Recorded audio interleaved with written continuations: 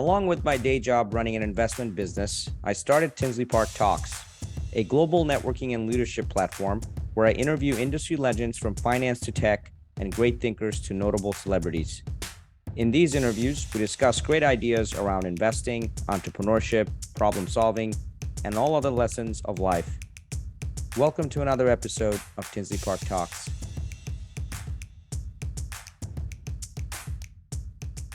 This program is in partnership with Crow. For more information, please click on the link below. What are semiconductors? Semiconductors are in cars, smartphones, fighter jets, data centers, and in many devices we use in our day-to-day lives. The race to rule the semiconductor industry is the latest source of tension between the United States and China.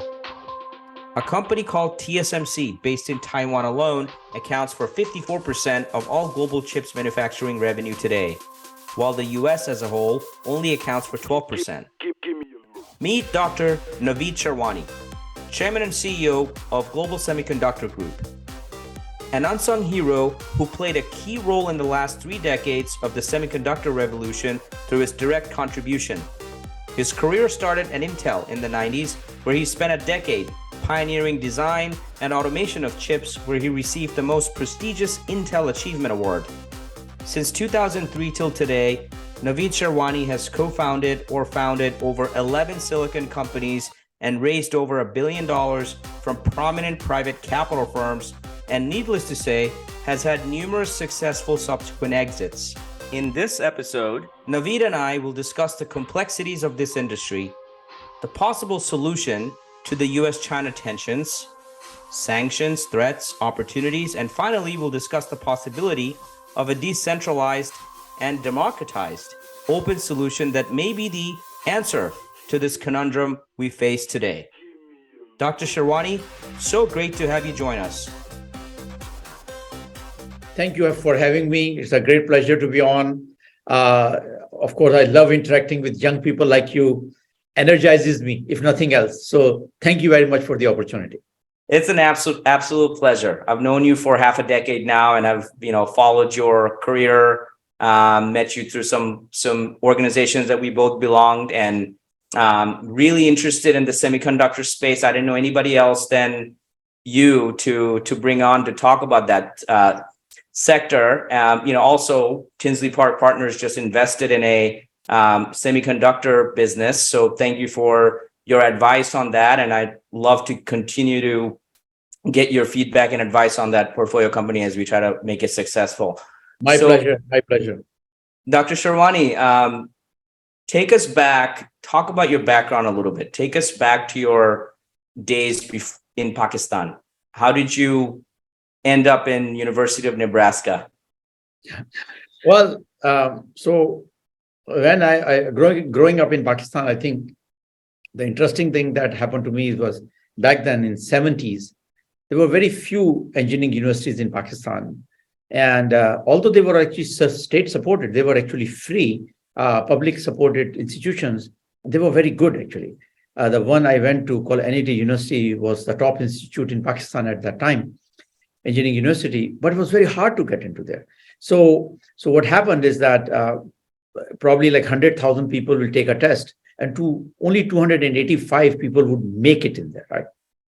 That's a pretty tough situation. So when I was getting admitted, I noticed that some people were not very happy that they didn't get admitted, obviously.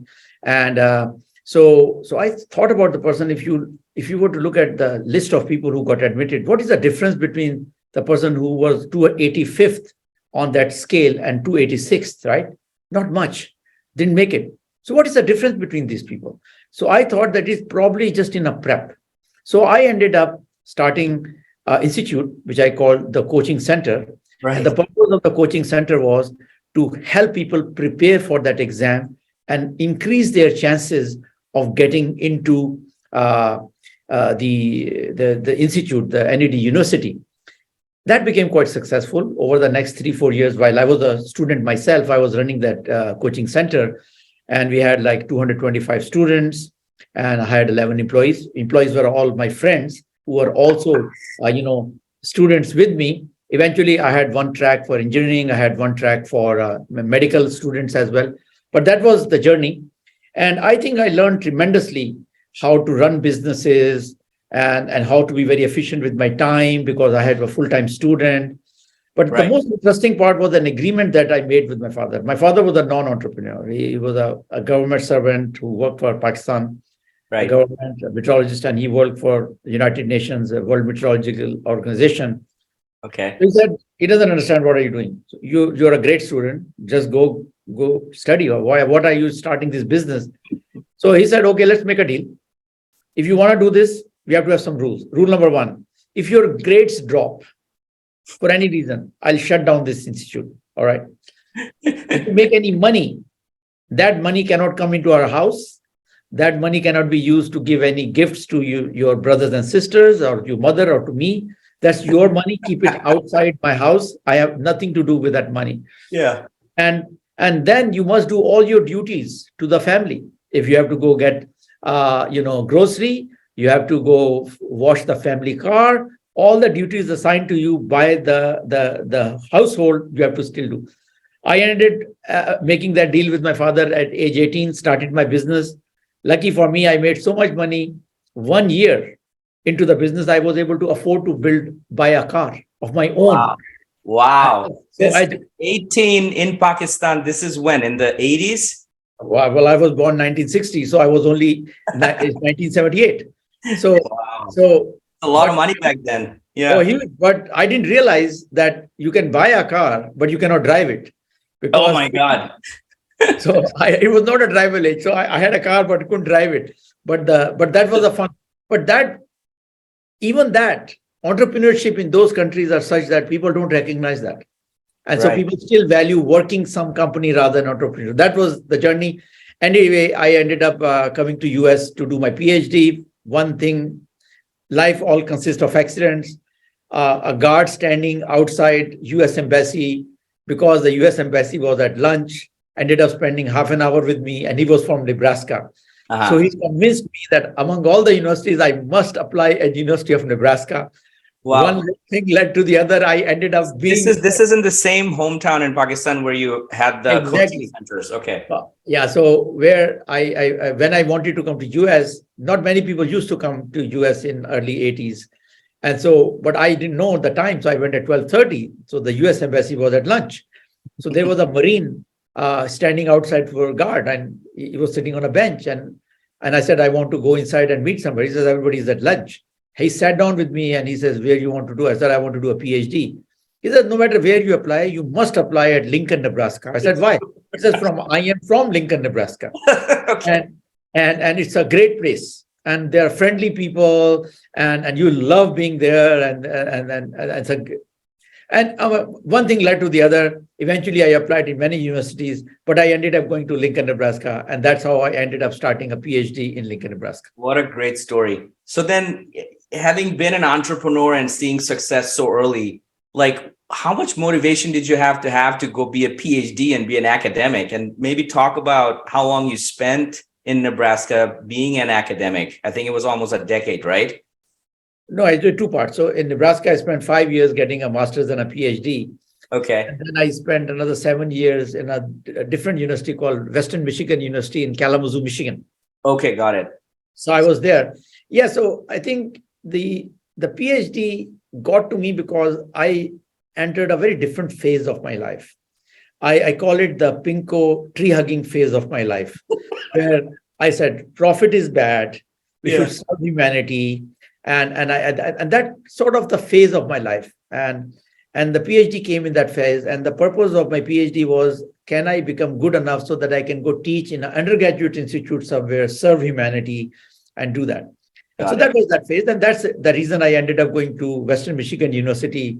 Hope was that I will do less of research and more of teaching and nurture young people and help them to become good humans and serve through science and computer science and electrical engineering, do good things in life. Yeah, so that's what I did. Nebraska, got my PhD, very interesting phase of life. Made me a lot more thinking about what we really know and what we don't really know.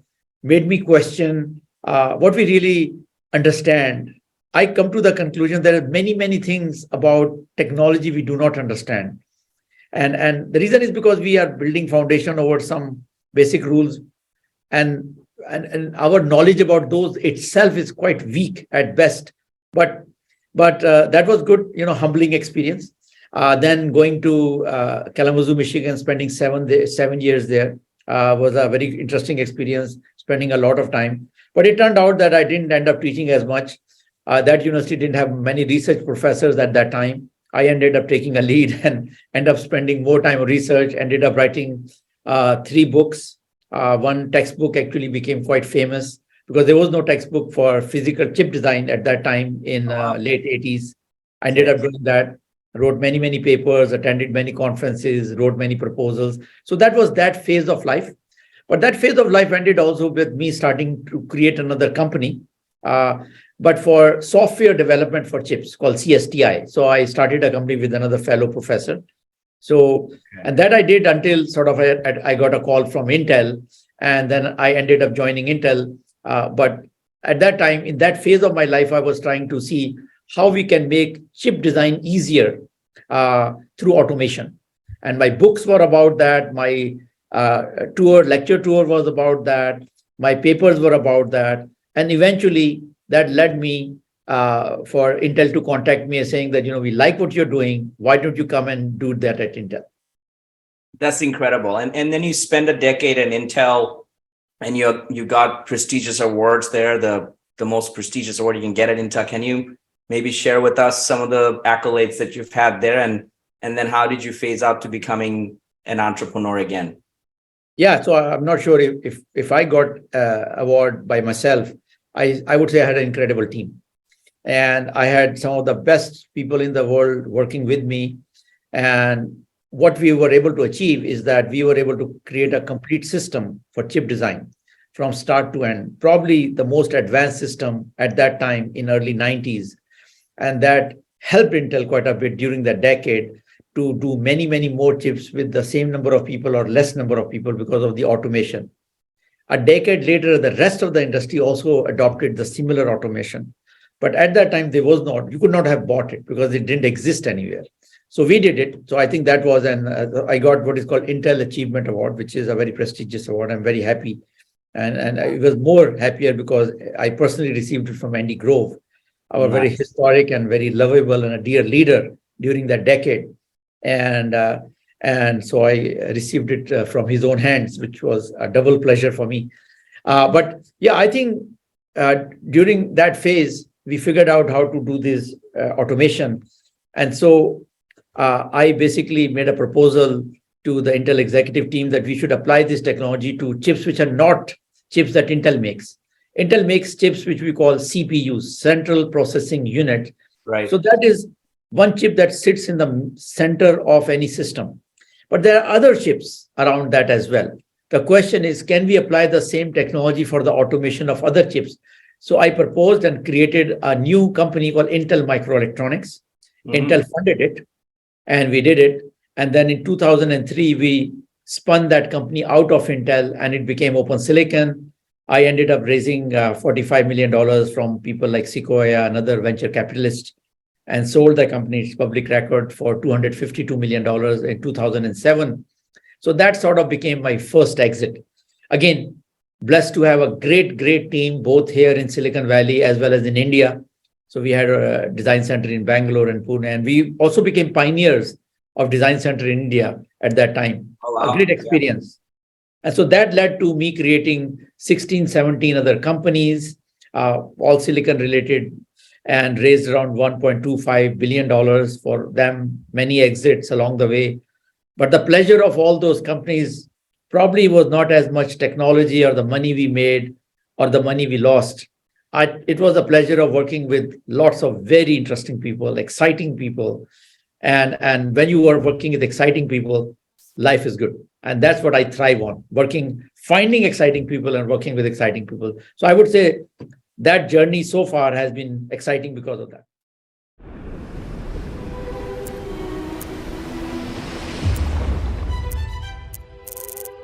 Interesting. Devastating.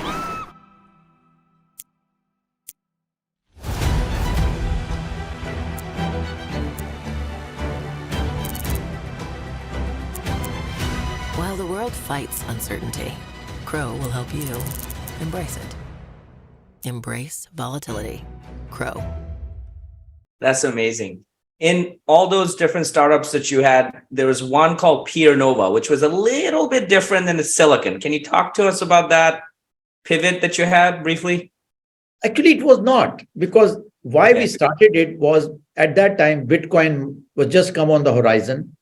Right. And idea was, can you set up a Bitcoin mining farm, which will be more efficient than the people? So we thought that we can use the same technology we developed at Intel to automate and come up with a chip. And that's why we started. That's how I got it. Not because of anything to do with Bitcoin. It's because of that chip. But then we realized very soon that that race of keep on making chips, better and better chips is a very difficult race. And we converted the company away from a Bitcoin mining company to a blockchain company. So Pier Nova today, our CTO, when I left the company, became the CEO, Gangesh, doing a great job running the company still now. And Pier Nova then became a software company, developing blockchain application for fintech. Very cool. Very cool. Great background. Thank you so much for sharing. As you know, today we're talking about the big picture of semiconductor as well. And I invited you to just really kind of unpack what's going on in the semiconductor industry globally. First, we want to, for the audience, maybe break down a little bit of how that industry looks like in the US and how it's evolving. And we know a lot of things are going on with government initiatives and some politics involved as well. But just overall, could you help us understand the basic supply chain of the global semiconductor industry as we see it today? Sure. So if you look at chips consist of several components. So you see a chip. When you see a chip, you see something looks square, which is in some kind of package with some legs hanging off of it. Right. That's what ants, robot ants. That's what it looks like to you. Yeah. But what you're looking at is a package. Inside the package is a sliver of silicon. So first we have to manufacture that silicon. So the things, the factories that manufacture that we call them fabrication units or fabs for short. Correct. So they make that piece of silicon. Then that piece of silicon goes into some kind of a plastic package. We call them packaging units. Or these days we call them outsource assembly and test, OSAT. That's the second part. Sure. And before that, these chips have to be designed. So Correct. There's a whole this is the first. The design is the first phase. Design architecture, right, is the first phase before it even gets into the oven of manufacturing. Correct. Yeah. But so we design first. So design is mostly these days is you're sitting on your desk, you have a laptop, you have a server, and there's design tools, and you say, okay, I want to make a cell phone chip. What are the inputs and outputs? Okay, they break it down, and slowly, in many phases, eventually it looks like what a piece of silicon is going to look like. Then you send it to the fab, they take your design, make that into a piece of silicon. Then you send it to a package facility, it puts it into a package, and that's how it ends up in your cell phone. But before that, the unit which is doing the fabrication or the fab needs equipment. So there is a whole bunch of industry which makes equipment, which is very complicated equipment that they make. And then they have materials. The materials are the things that we use. For example, we use silicon, that is obvious, but we use all kind of acids, we use gases, we use nitrogen, we use air, and they all have to be extremely pure. For example, one acid we use is hydrofluoric acid. Many of our audience who went to schools, high schools, they probably experimented with acid in their labs. But probably the acid they used was probably 91%, 90% pure, because that's what they were probably use. The acid that we use in our industry are 99.99999999% pure. Yeah. Most people cannot even comprehend what does that mean. Why purity is so important is because in our industry, because the structures that we are building are so small, that every little impurity can damage the chip. So Right. dust particles are not allowed. So that's why fabs are done in a way there are no dust or very minimal dust.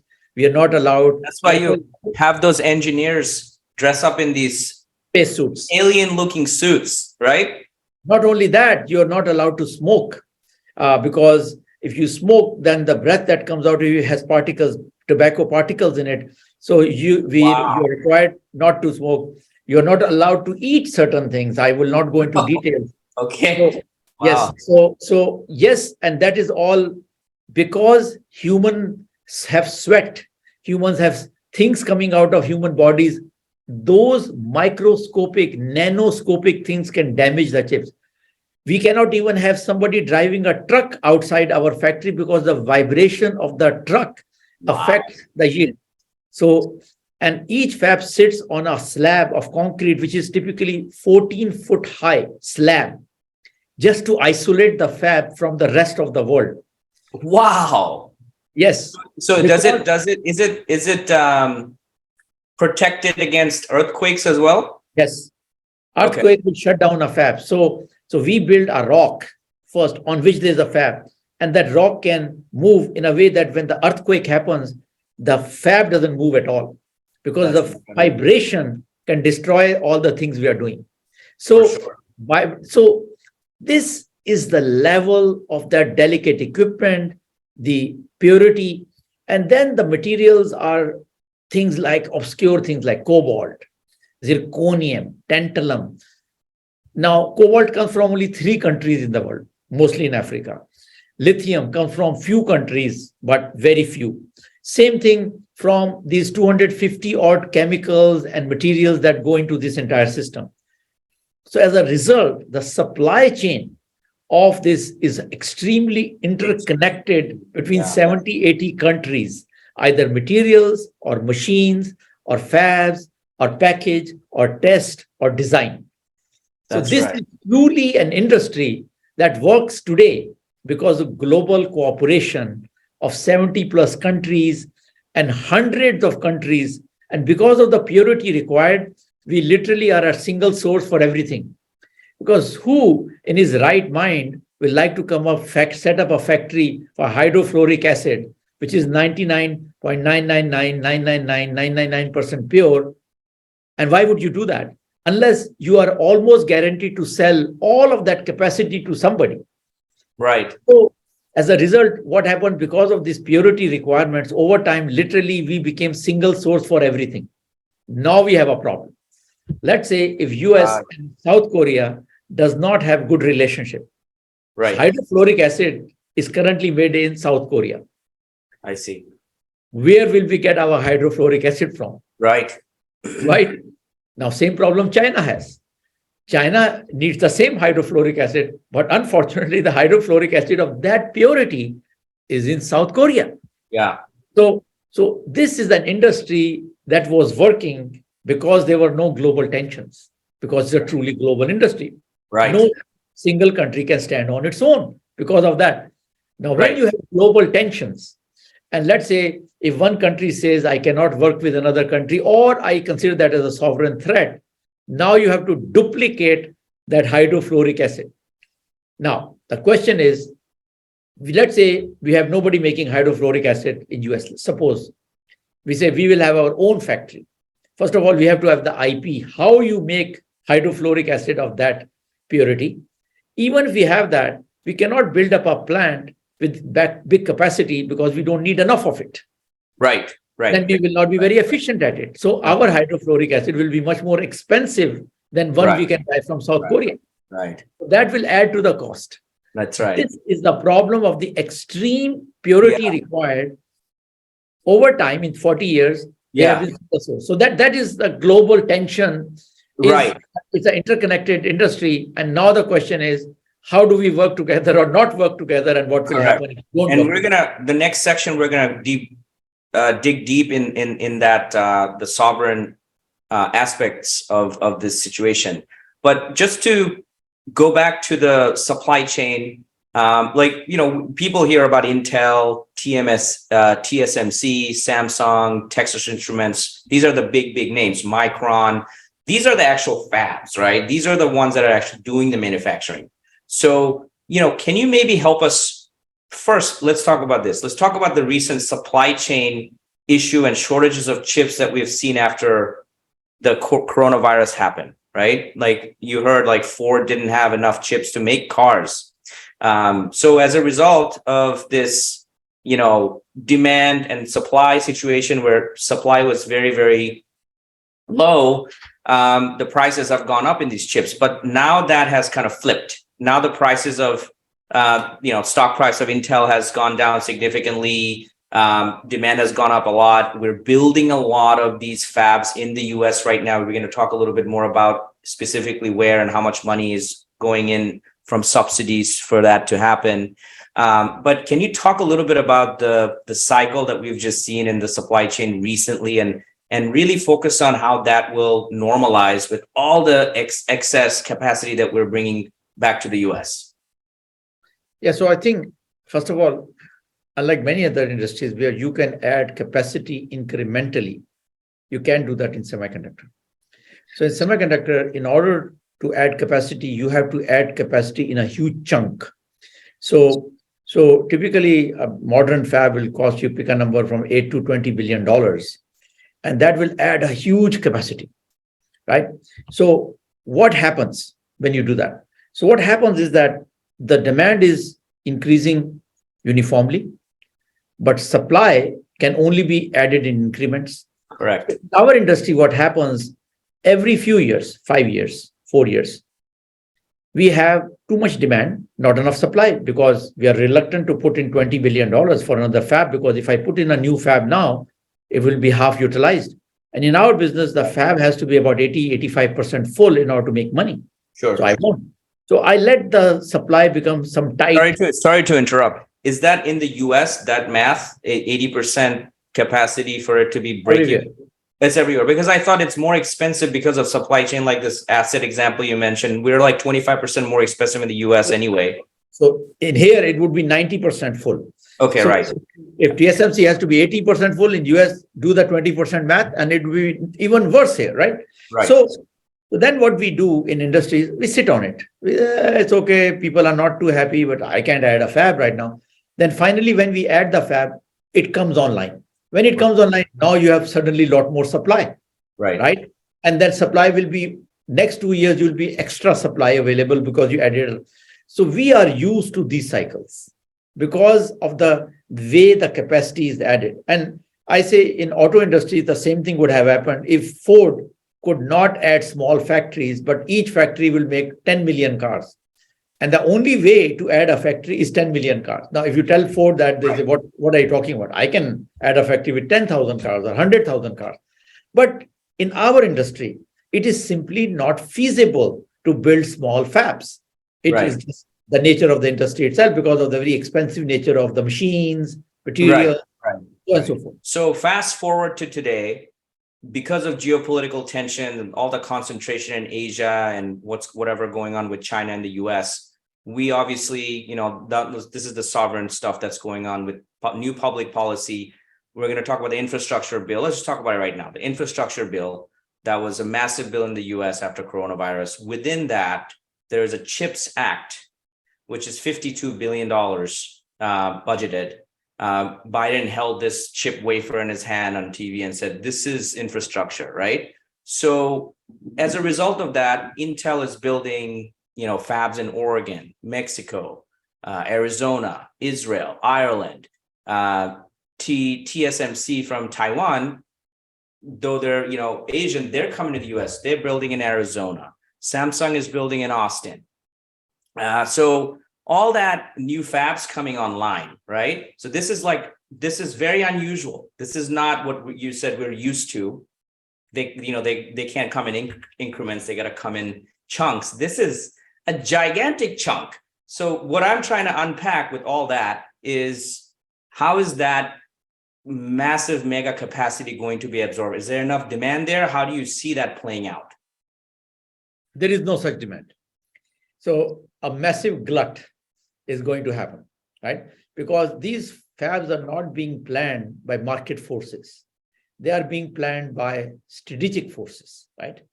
So Right. the thought process is we need a fab, because what happens if the chip is coming from some other country and that country decides to not give us a chip? So Right. it means it's not the cost that is driving it. It is not the efficiency that is driving it. It is the strategic fear that is driving it, right? Correct. So what does that mean is that we'll have all these fabs, but it is not going to stop Korea from building them. They will have fabs. We're not going to stop Taiwan from building it. They will have fabs. India is building fabs. For heaven's sake, Saudi Arabia is building fabs. So everybody is building fabs now. Where is the capacity? Who is going to fill them? Now, Right. other thing about the fab is that fabs are actually quite specialized. Right. That there are various different processes. Some fabs are good for making chips for automotive applications. Some are good for wireless applications. Some are good for making servers and things like that. They're all slightly different. Now, if you put up a fab which is good for server applications, let's say CPU chips, but there is no demand that year, other fabs may be full, but you will not be full. And as I said earlier, if you drop below 80, 85%, then you're just in losses, because of the way it works, is that you have to fill it up to 80%, and the profits only come after you have fill up. So which means literally fabs should be really full. And so I'm afraid with all these fabs being built, plus China, plus Korea, plus Taiwan, plus India, plus Saudi Arabia, plus Europe is building fabs of their own. And I'm sure very soon Spain, Italy. So I think there are going to be way too many fabs. First of all, where is the equipment which is going to go in their fabs? We don't have it. Where is materials that is going to fab? We don't have it. Excuse me. So one point about where is the equipment. So is it true that the ASML company called ASML from Holland is the only manufacturer of that $150 million machine that does the magic with all the lasers? Just one machine. We have other companies. We have Lam Research in US. We have KLA 10 Core.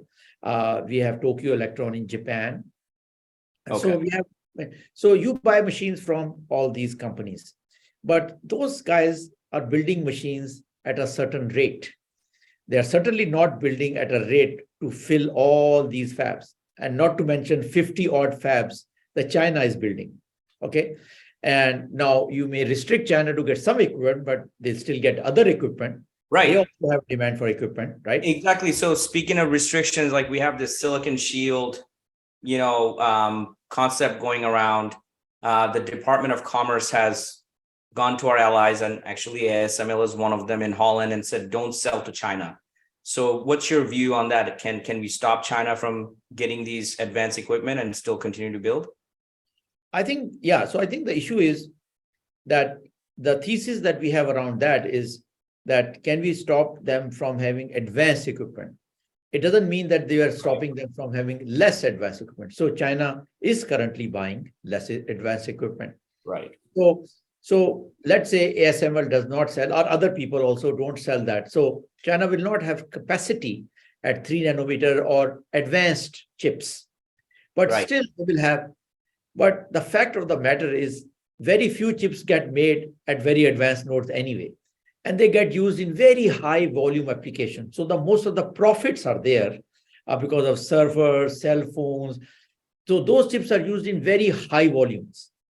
But there are Right. very few high volume applications. But China will still be able to build chips which are in medium to low applications, which are Right. the things that you make for refrigerators and microwave ovens and industrial machines and for that matter, even defense. The defense equipment does not use any advanced technologies. Really? Oh, I would have thought the opposite. No. The reason for that is because in defense, we like to use technologies which are 3-4 generations old because of the reliability. And so, and you don't want to use any advanced technology because it might fail. Same is Right. true for space. In space, we always use technologies well tested, has been around for a decade and a half. We know what all those chips work. They don't have strange failures. So if you look at US defense or China defense or US space or China space, they use older technologies. I'm going to ask you this question later because I know your chips are with NASA now. So you're going to have to answer me that. Is it old technology or new stuff, Dr. Sherwani? No, but by new technology, we mean latest manufacturing, not design. Design can be on any manufacturing node. I think we are talking about the latest manufacturing node. Got it. Okay. So yeah, so I think it's not that, but I think what we are worried about in US is that Chinese military using AI and other things to use, not hardware. Hardware can be built with older technology, which they can build even today. And they can build it themselves. They don't need chips from us. So I think the issue is AI. So the question is, if you don't have latest chips, then you cannot build big data centers. You cannot do big AI things which will use to modeling of sophisticated warplanes or weapons or supercomputers for some other things. So that is what you can deny. Those are the wins you can slow down. Right. Even on that one, I think that it actually only adds cost. So let's say if I had used an advanced chip and it had taken me $100,000 to make a computer. If I use less advanced chips, probably it will take me $200,000 to make the same capability, just more expensive.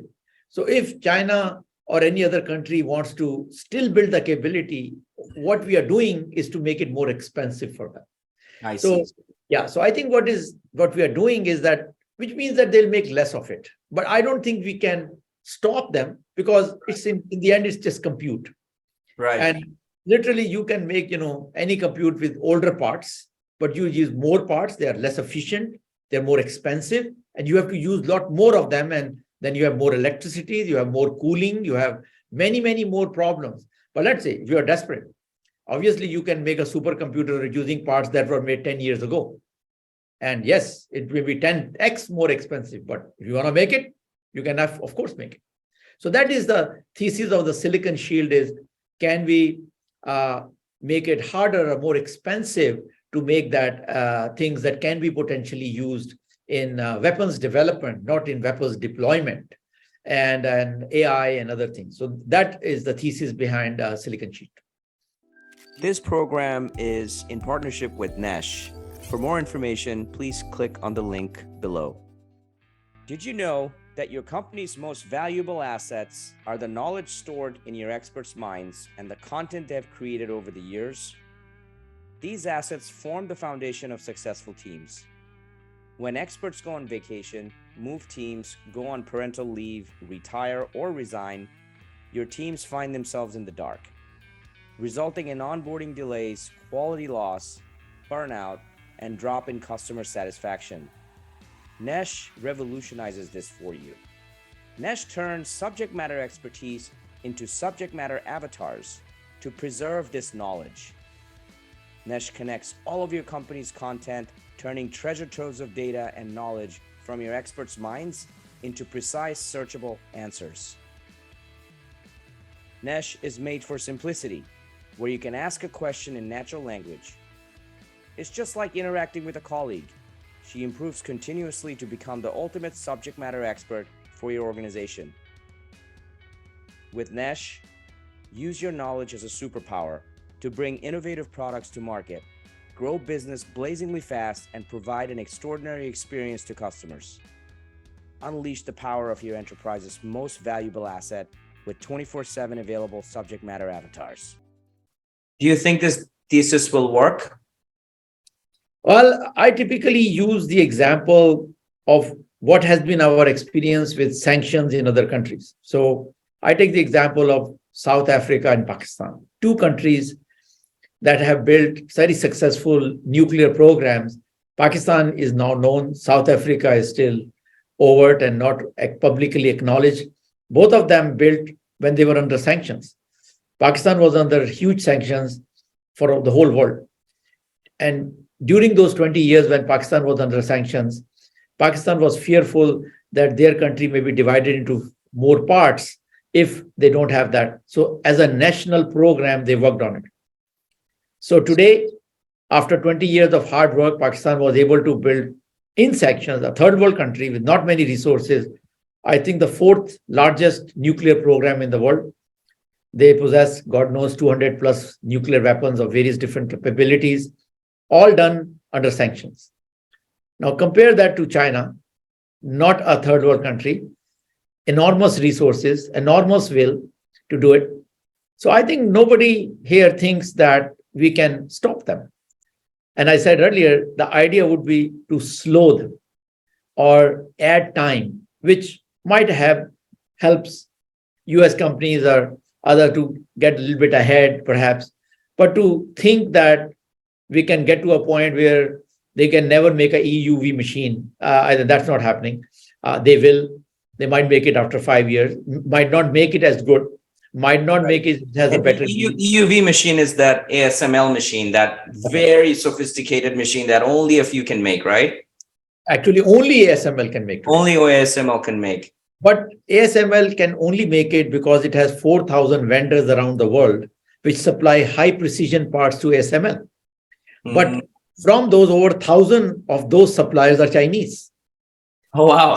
Oh, that's quite ironic. Yeah, it is. But that is the interconnected world we live in. And Exactly. even in the 3,000 suppliers which are not Chinese, their sub-suppliers are also Chinese. And then around the world. So it's a very interconnected world. It's not a simple thing that you can tell ASML, thou shall not supply to XYZ country. Right, Well, right. ASML lives on the quandary now. If what that country decides not to give me the parts, what do I do? Well, then Right. they have to part some other suppliers. Right, But right. what I'm highlighting is that the problem with these sanctions is the interconnected nature of our industry is going to make it harder, but it can be done, but it will only increase cost. And the net effect of that will not be that China will not have the capability. China will not have the capability to today. They will have a capability a few years later. So that is where I see it happening. Yeah. Very well articulated and demonstrated. Thank you for that analysis. Maybe we switch gear to your background again and what you're currently involved with within the semiconductor industry. And this is a concept called open source hardware. And we'll unpack that for the audience. I mean, it's very similar to like the open source software concept that we have today, which really it's just simply means keep it open so everybody can see under the hood of what's going on with with the innovation so that more innovation happens. There's more collaboration, there's more participation.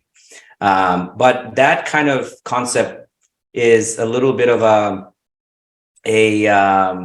what's the word I'm looking for? It's conflicting with current policy standards that we just discussed, right? Keeping our IPs closed, shielding our silicon and our ideas. Talk about your passion in this open source hardware area and help us understand what that means and how does it translate into the exact chips and FPGAs you call the RISC-V that you will eventually mention, I'm sure. How does it all fit into this with the policy stuff that we just talked about going forward?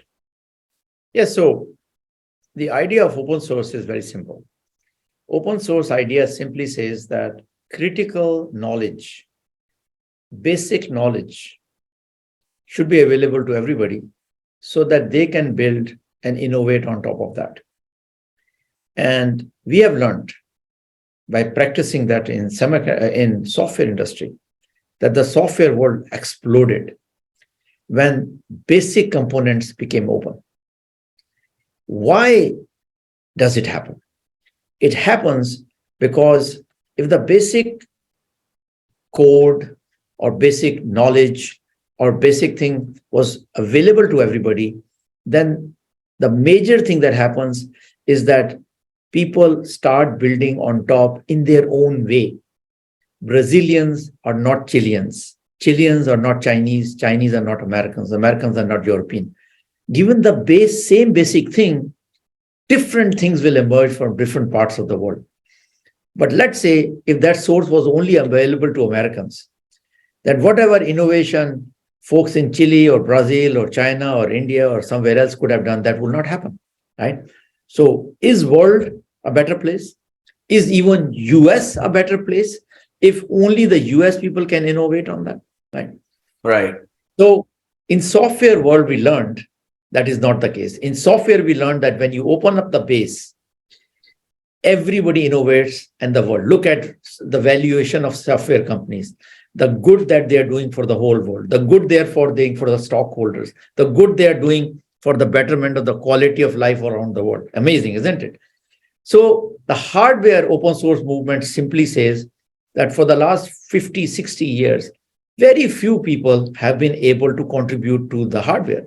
You have to live in Silicon Valley or Boston, or now in Texas, perhaps in Austin, a few cities in India, a few cities in China, a few cities in Europe, end of the list. What happens if you happen to live in Saudi Arabia? What happens if you live in Africa? You are simply not able to contribute. So idea is that if you take some of this basic knowledge, which is now actually available in textbooks, it is available anyway, but it's not packaged in a way that it is widely available. If you make it available, then let people innovate. Many, many interesting products, many, many interesting things will come to the world that don't exist today and are not likely to come because the number of people working on it is few. So some people ask me, do you think we are coming towards the end of the Silicon Revolution? And my answer is we have not even started. Right. Because only so 100,000. Moore's law is not coming to an end. It's not Moore's law. It is innovation. My thought process is Moore's law is just one element of that innovation, but only 100,000, 200,000 people worked on it for the last 40 years. What happens if 10 million people were working on it? What would have happened? We will have Moore's law and Tour's law and many other laws, and we will have a Buckeye law and a Sherwani law and many, many laws. I would like to see a Sherwani law. I'm sure that is a possibility, right? My issue is that we didn't create an opportunity for the 10 million people to work, right? So I think what we are interested in open source movement is, and Google is playing a very big role, and other big companies are playing a big role because they see that. They see that if you make the basic technology, let people innovate, and once they innovate, they start companies that you go buy the company or you can work with the company, and then you have the latest and the innovative. So that is the purpose. So we did that with something called RISC-V. So RISC-V is another way of designing chips, which are called CPUs, central processing units, which are typically in the heart of any system. So typically they are made by Intel and companies that Intel license. They're called AMD. Yeah. AMD is another one. There is one China called VIA. So these licensees can build x86 type of cores. And then there is another company called ARM in England. And they also... not sci-fi. SoftBank had a big investment in ARM. They did big. And Qualcomm, Broadcom, Marvell, all those companies build chips based on ARM. So that's that. Both of them are closed source. We do not know what is under the hood. So it's entirely possible x86 and ARM have a huge backdoor, huge problem, which we don't know because we don't know the code. We don't know the details. Now, unlikely because we have built so many chips, but we do find problems in ARM. We do find problems in x86 every few years, and then there is a big hoopla, and then we fix it. But let's say there is an open source system of building CPU. Then the chances of that is very minimal to zero because the entire code will be available. And that such system is called RISC-V, innovated at Berkeley, pioneered by a company for Sci-Fi, which I had a honor of being a CEO for 4 years. And what we did was we took it to 70, 80 countries around the world. We said, okay, guys, here is this code. You go build your chip. But if you want to have a better one, then we will sell you one. But if you want to do it on your own, do it on your own. So 5 years into that revolution, what do we see? We see hundreds and hundreds of CPUs being designed all over the world. University students are doing it.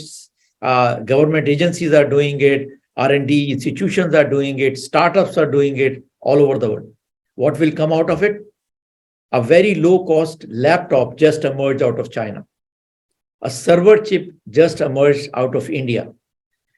There is a guy in Afghanistan. Wow. Afghanistan doing a RISC-V chip. I'm in a war-torn country. Who would have thought that they could do a CPU design? Yet you find yourself doing that, right? So what will come out of that? I'm very sure already is coming out of that is many, many different applications that could not be possible that if only Intel and ARM was doing it. That is the promise of open source. Now we are doing it in another technology called field programmable gate arrays. It's a technology that is very useful when you have a sensor or something that is connecting the world to the compute. Then how do you make any sense out of that sensor? You need some kind of an AI engine. And that AI engine needs to run on some flexible compute, and that is called an FPGA. So right now, I am in a process of starting a couple of companies which will do open source of that, so that people all over the world can then have that basic technology, and then they can build FPGAs. Now, if they want a better one, they can come to me, pay me, and it's based on open source software. So you can buy a chip, and then you don't need to talk to anybody, don't have to wait in line. You go to the internet, download everything, and do it by yourself. Incredible. I mean, obviously, I know about these innovations because I've known you for a while, and you're very humble and modest to say you just played a small part. I mean, I think you revolutionized that space. And I mean, I don't know if most people know the valuation of Sci-5. I've seen it recently in the it's incredible. It's a unicorn company a few times over. So congratulations for all the success you've had there. I just want to, for the audiences to understand what this AI and what's the relationship with AI and hardware. I just want to kind of open it up a little bit like this. So my understanding is, as software is becoming more and more sophisticated, for example, on your iPhone, you have iOS as the operating system. Every couple of years, it gets upgraded, right? What happens if you don't upgrade your phone, which is the hardware, with the software? It starts having problems. Is it a similar type of relationship we're seeing with all this AI? That AI meaning all this additional data that's being gathered through sensors, IoT stuff, and then that information having to make sense and analyze and dissect. Is that where your hardware innovation is saving the world? No, it's actually more dramatic than that. Okay. The cell phone evolution is incremental. This is not incremental at all. What has happened is that we thought that we'll build these cloud centers around the world. Then we'll take all our factories, our cars, our homes, refrigerators, microwaves, and put sensors in them, connect all the sensors to the cloud. So if you want to know what is in your refrigerator, it's very easy. You are out in the grocery store, you can have a camera open up and look at your refrigerator and voila, problem solved. We didn't make one mistake in this. We made one mistake in this calculation. And that mistake is that if you connect all these billions of sensors to the data centers get completely overwhelmed, because all these billions of pictures and videos and sensors of temperature and pressure, and even just in a car has over 100 sensors. Oh yeah. If all the 100 sensors are tire pressure sensors, light sensor, humidity sensor, this sensor, that sensor, if all the data comes into the central compute engine of the car, it will get overrun. Right. So now what we have to do is to make these sensors, we call them the edge, intelligent. And this referred to this concept as edge intelligence. What does it mean? It means that if a tire pressure sensor in a car, every tire, new modern tire has a tire, it's called TPM, it has one. And it has to be intelligent. So it has to know, do I report every pressure I'm measuring every millisecond, or I don't report it because not interesting data. But once it hits a bump, which is significant enough, or I see a pattern, like there is a leak and there's a pattern, then I report it. Otherwise, I don't report it. This is the intelligence. Same thing with the camera. You say, well, if you see a guy running around with a lady's purse, that's a guy we want to catch. So you keep on looking at the pictures of a mall, unless the camera sees a guy running a fast speed with a lady's purse. Well, maybe it's a guy who likes running with the lady's purse. It's a robber who is running around with a lady's purse. Then you alert the person, the guard. Well, there's a guy running around with a lady's purse. Maybe check it out. So that incident, how often does it happen? One in 10 days, one in 15 days, one in 1 month. So all that time, the camera should remain silent, say nothing. So then you can have hundreds of cameras in a mall and they will say nothing to you. You see the old scene where there is a guard sitting in a security room and there are so many cameras. And then That's not possible. Because Right. that was Right. possible No, when it's you had 10 impossible. cameras. Yeah. So now we have 1,000 cameras or maybe 10,000 cameras in a mall. So who's Right. watching those cameras? Nobody. AI is watching the cameras. So AI engine right behind the camera is trained to look for something. Like it's trained for look for a bearded guy who looks like you. And when you see report, yeah, Right. because maybe they have a message for you, Right. right? So they upload among all the people, they don't know the names of the people, but they're looking for you because maybe there is some emergency has happened. They want to contact you. We can program it quickly. They find you where you are, and that camera reports, got it. I saw. Then we can send somebody to contact you because we need some information for it. For example, it's a application like that. In all these cases, you need edge intelligence. Without edge intelligence, you will overwhelm your data centers with billions and trillions of sensors we have out there. And that edge intelligence is that silicon part of the equation. Behind the sensor. Yes, behind which is running an AI engine. Right, right. That's incredible. Well, that's very helpful. I think the last question I have for you, and before you give us some advice on success and failure, is while we're having this discussion of closing up and the Silicon Shield and all the policy that's happening to stop China from competing against us, what is the sort of dynamic of this concept of open hardware that you're evangelizing and the current policy that's there? Actually, all the open source hardware is funded by DARPA. And they have no issue with China or anybody else having open source tools. The reason for that is because it's foundational technology. It is not the foundational technology that you worry about. It's the advanced manufacturing that they are worried about. Now, why is US government or DARPA interested in open source? The reason they're open, if you look at any of their presentations, the first slide always says, the most secure is most open. This is why US government about 20 years ago or 10 years ago started supporting all open source software, open source hardware, because they found out that if you buy a software or hardware from a single company, that's the easiest thing to hack into. The reason is you don't know the details. Okay. So the way to make it very secure is actually buy a software where code is known to everybody. Buy hardware where all the details are known to everybody. Then the security is in the application that you're doing, which would be inside the Department of Defense. So foundational technology is completely open. So there could not be any hack in the foundational technology. But if I bought a chip from a company and it's a closed source chip, I know nothing about the chip. And the company told me, oh, don't worry about it, it's completely secure. But does even the company know? Because inside the company, some 30, 40, 50, 100 engineers designed that. Maybe one of them engineers put a backdoor into the chip that other engineers may not be aware of. But if it is an open source chip, then that could not have happened. So there is no conflict between open source, and because US government, Chinese government, all the governments are pursuing open source because the most open is most secure. So, but it's a foundational technology, it's not advanced technology. And so now built on open source, US government can build some interesting stuff. Chinese government can build some interesting stuff. But open source is stuff that you teach in universities. It's available to people.